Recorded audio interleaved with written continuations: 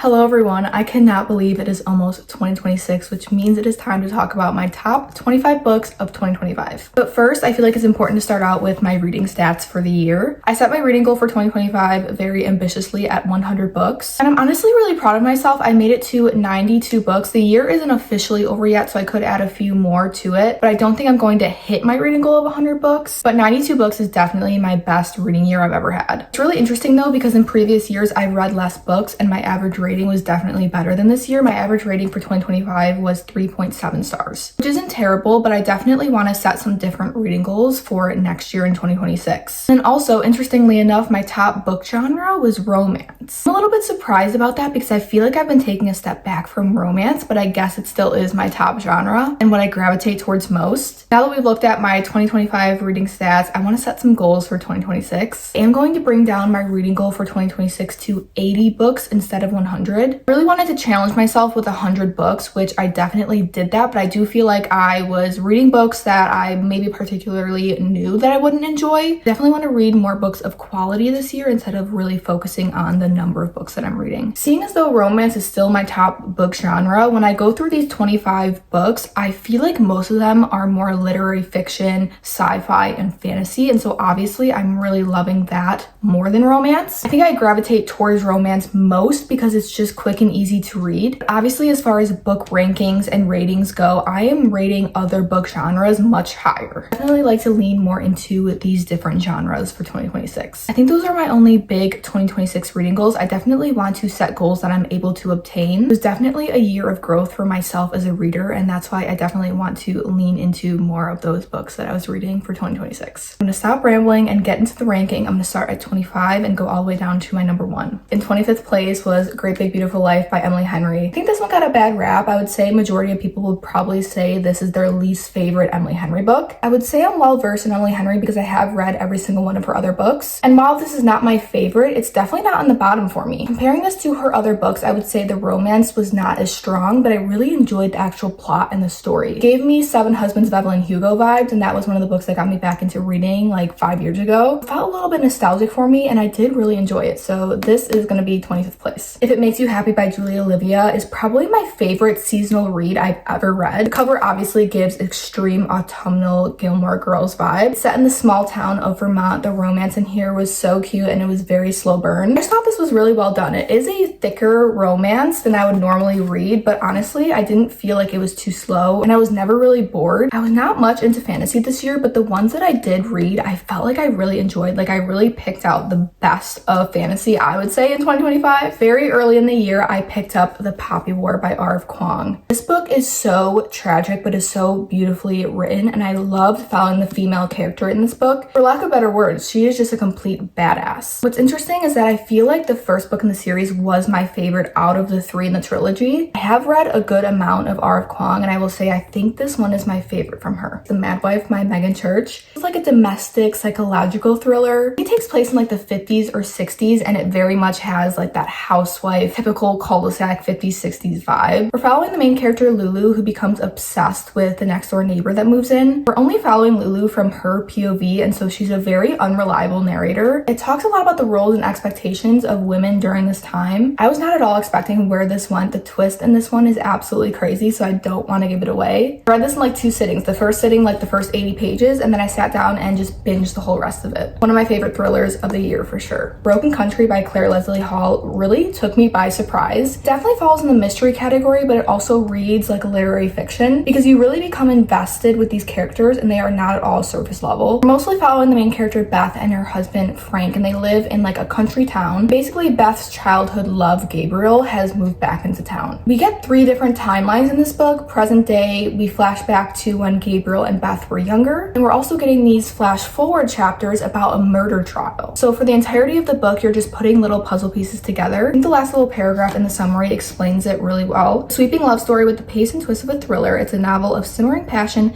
impossible choices, and explosive consequences that toggles between the past and present to explore the far-reaching legacy of first love. I think this is this author's debut novel, and I'm so excited to read anything else that she comes out with because I just love the writing style. This was just such a fun time. I discovered the genius that is Blake Crouch this year, and I read many of his books. One of my favorites, though, is definitely Recursion. Highly recommend going into his books blind because it is just so so fun not knowing anything about it. I think all you really have to know is that it's a sci-fi thriller. Even if you read the back of the book, the majority of what it's talking about on the back is not what the actual book is about. This one talks about there's like an epidemic that spreads across the country, which is literally just a minute plot point that happens in this book. There's a lot of time travel and different timelines. It's just a continuous roller coaster adventure that you're on when you read one of his books. What I also really like is that normally in thrillers you don't really care for the characters or really become invested in them, but I promise you, you will come to love these characters, become invested in them, and like I'm literally crying over a thriller character, which is unheard of. Next has to be The Favorites by Lane Fargo. I feel like this one really took the internet by storm. It was kind of marketed as having a toxic relationship like Magnolia Parks. And I definitely see that, but there was so much more that went on in this book. Following the main character, Katarina, and her ice skating partner, Heath, they become best friends as children and you literally watch them grow up together. But also they are professional ice skaters, and so you see kind of what that world looks like, how being in that world from a small child really shapes you as you grow up. As a competitive gymnast myself from the ages of 2 to 18, I felt like I could really understand these characters and the immense amount of pressure that was put on them. I equally loved that aspect of the book along with the relationship drama that was going on. The more I think about this book, the more that I loved it, and I will definitely be rereading it because it was just that good. I read the entirety of Kennedy Ryan's Skyland series, and my favorite has to be the first one, Before I Let Go. This has been out for a little while and I'm so upset at myself that I did not read it sooner. This one is a second chance marriage situation. Kids are involved. Normally you're reading romances where they meet in the beginning, they have like a meet cute, you follow their whole relationship, and they have a falling out, then they get back together, and end of story. It starts off with Judah and Yasmin being separated and their journey of healing and then finding each other again. I cannot find my physical copy, but it is The Ghostwriter, I think by Julie Clark. Another one of my favorite mystery thrillers. This one was perfect to read around the Halloween time. Following this girl who is a writer, but she's kind of like stuck in this rut, but she gets this job opportunity to basically write like a memoir biography for this man who happens to be her father that she hasn't spoken to in many years. Her father was actually involved in a murder case as a child because both of his two siblings were killed. For a long time, the town thought that he did it, but they never had any evidence towards him doing it. But he's finally ready to tell his story. She goes back to her childhood home and she's basically putting these puzzle pieces together. The other interesting part is that he is kind of an unreliable character because he has early onset Alzheimer's. You get past and present timelines, and I just really enjoyed the pacing and twist in this book. It literally would not be a wrap-up video if I didn't include some sort of Kristen Hanna book. Every year I'm reading at least 1, maybe 3 Kristen Hanna books, and this year I finally read Firefly Lane. Of all the Kristen Hanna books that I've read, I would say this is probably in my top 3. This follows 2 girl best friends from when they were children all the way like 30 years later when they are grown adults. You get past and present timelines, and I just thought it was such a beautiful display of friendship. Even though their lives kind of go in different directions, they always find their way back to each other. Like all Kristen Hanna books, the ending of this made me absolutely sob. I don't think I'll ever be able to get over it, and these characters are just forever ingrained into my brain. Atmosphere by Taylor Jenkins Reid was such a special book. Past couple TJR releases have not been my absolute favorite, but this just felt like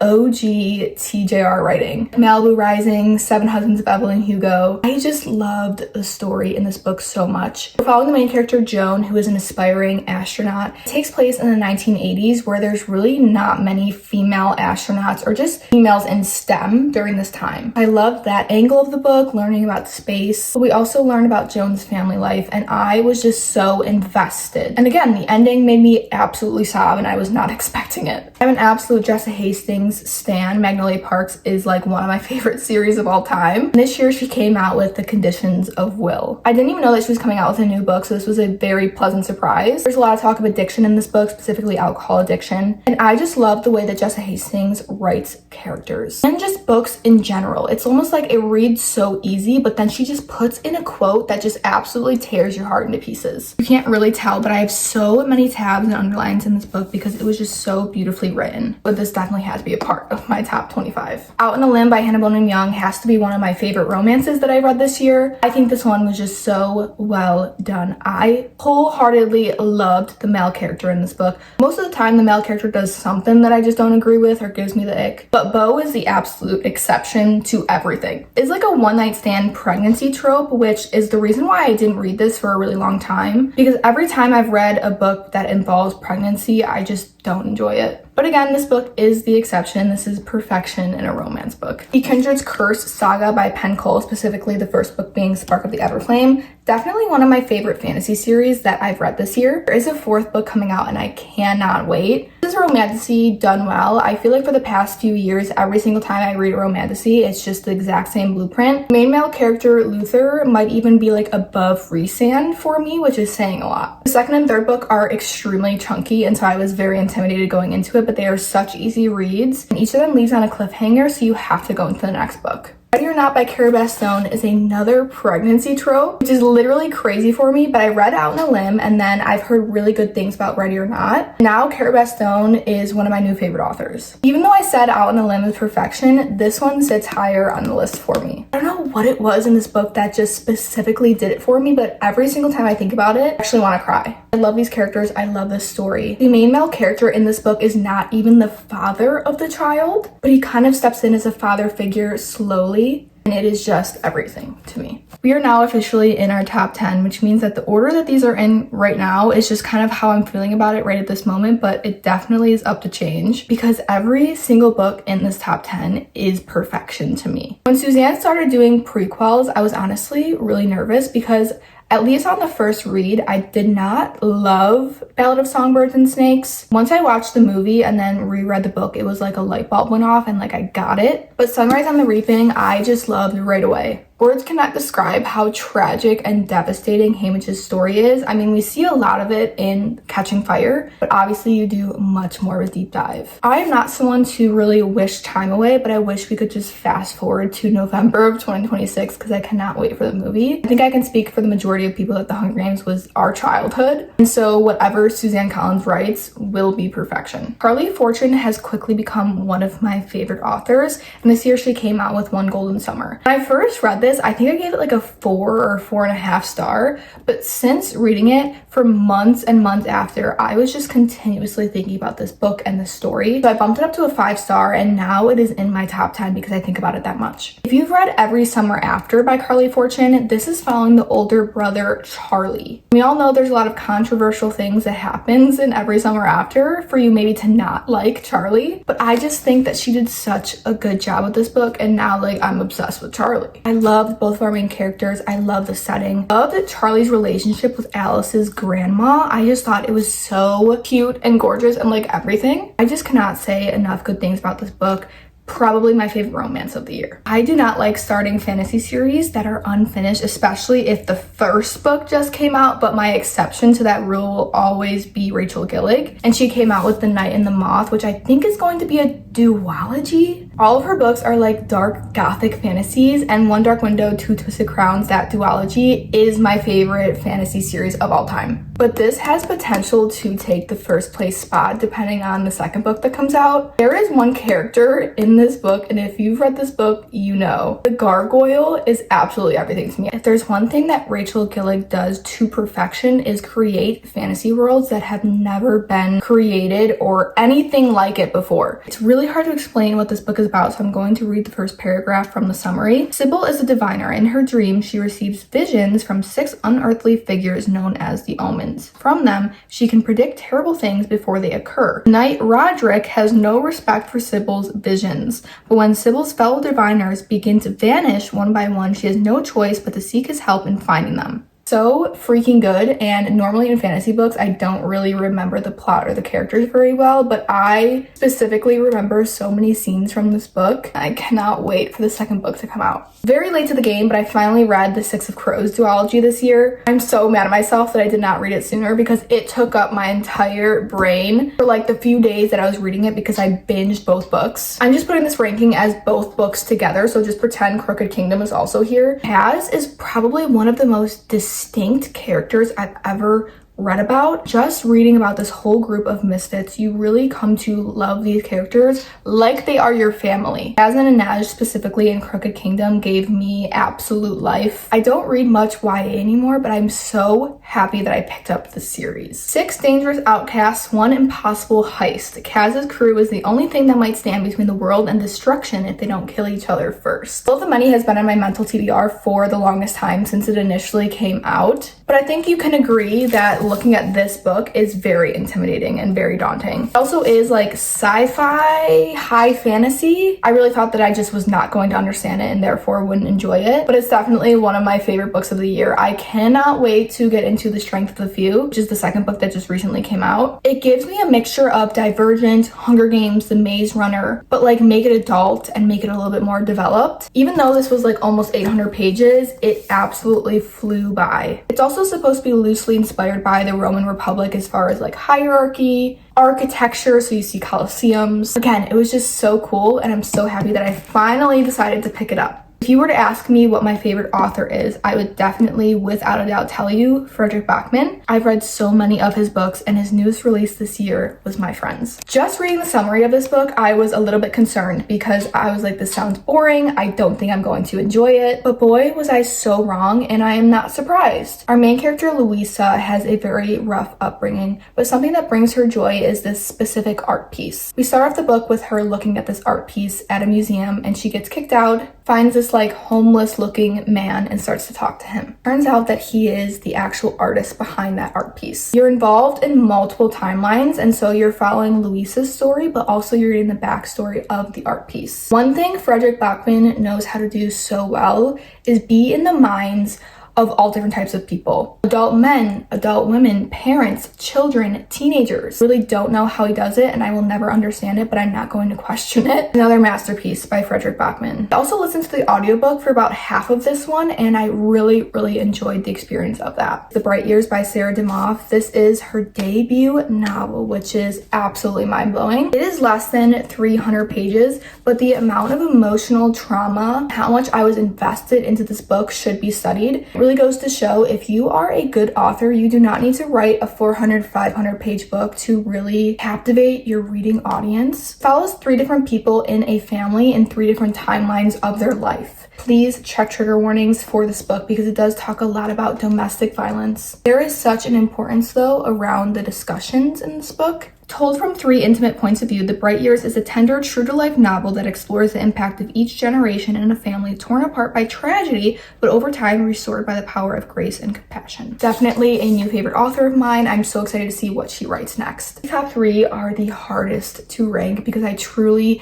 cannot pick which one is my favorite. Third place is Wild Dark Shore by Charlotte McConaughey. I would describe this as a dark mystery, but kind of like Broken Country, it reads a little bit more like literary fiction, but also very fast-paced. A woman washes onto shore at this very remote, desolate island that is currently inhabited only by one family, and she is like barely alive, so the family has no idea where she came from, how she got there, how she's still alive. We are seeing this story told from every single person's point of view, from the dad to the woman to each of the kids, but also each person in the story is hiding something. You become deeply invested into these characters, but you're also so unsure as to what's going to happen and what the major twists are going to be. This book was bingeable, it was emotional, it took me by surprise. Truly one of my favorite books of the year, but also one of my favorite books of all time. Also, the island that is talked about in this book is actually based off of a real life island. So it's actually really interesting if you go and look at some interviews from Charlotte McConaughey, because she actually went to this real life island to do research on before writing the book, which I think is just super interesting and super fascinating. Runner up to my favorite book of the year, but equally as amazing, Project Hail Mary by Andy Weir. I read The Martian in high school and I remember really enjoying it, but before reading Project Hail Mary, I think that was the only sci-fi book that I've ever read. This book is well loved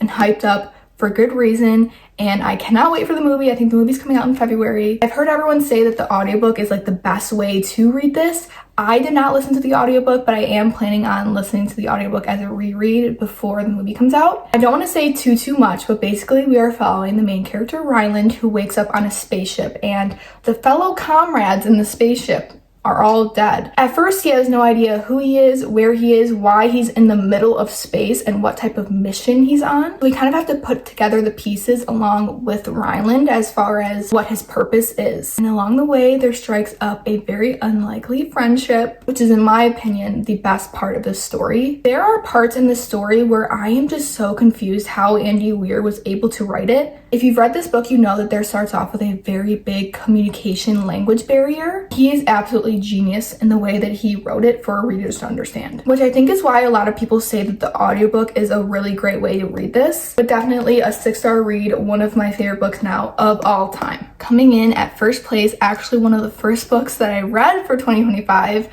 Dark Matter by Blake Crouch. I guess I was really on my sci-fi thriller, sci-fi grind this year, which is again why I want to take more of a deep dive into this type of a genre. This is another sci-fi thriller by Blake Crouch, but it will literally make you question your entire existence as a human. I'm going to give you a very, very brief synopsis because I really recommend buying this book, not even reading the back, and just going right into it. Our main character, Jason, is a science professor. He was very, very smart in school, and he had a lot of dreams and aspirations for himself as far as what he wanted to do with his career. He's an absolute genius. Like, he could definitely do whatever he wanted with his career. And he had a lot of crazy job opportunities, but he ended up just taking a science professor type of route because he met his wife and he had a child and he wanted to just settle down and become more of a family man. One night he's walking home and he gets knocked unconscious, and when he wakes up, it is not the life that he is used to. He doesn't have a wife, he doesn't have a son, his career is completely different. And so basically he wakes up in this alternate universe. It really discusses the theme that every single choice in life alters the path that you are going to take. And kind of the thought that in a parallel universe, you might have made a different decision. Again, like the other Blake Crouch books that I've read, it's a thriller, so it is nonstop. There are twists and turns. My jaw was on the floor multiple times while reading this book, but at the same time, you become invested in these characters. They feel so real to you, and after reading this, like, I could not really exist in my own reality. Also highly recommend watching the Dark Matter TV show that's on Apple TV because Blake Crouch is the actual producer for that TV show, so it was just phenomenal. That was my top 25 of 2025. I feel like I had such a good reading year, and every single year I surprise myself with the books that I end up really enjoying, and how every year I am just continuously changing as a reader. I would love to know your favorite books of 2025, especially if there are ones that I have not read so I can go and read them, and also let me know your thoughts if you also loved any of these books that I read. Here is to 2026, hopefully another great year of reading. Bye!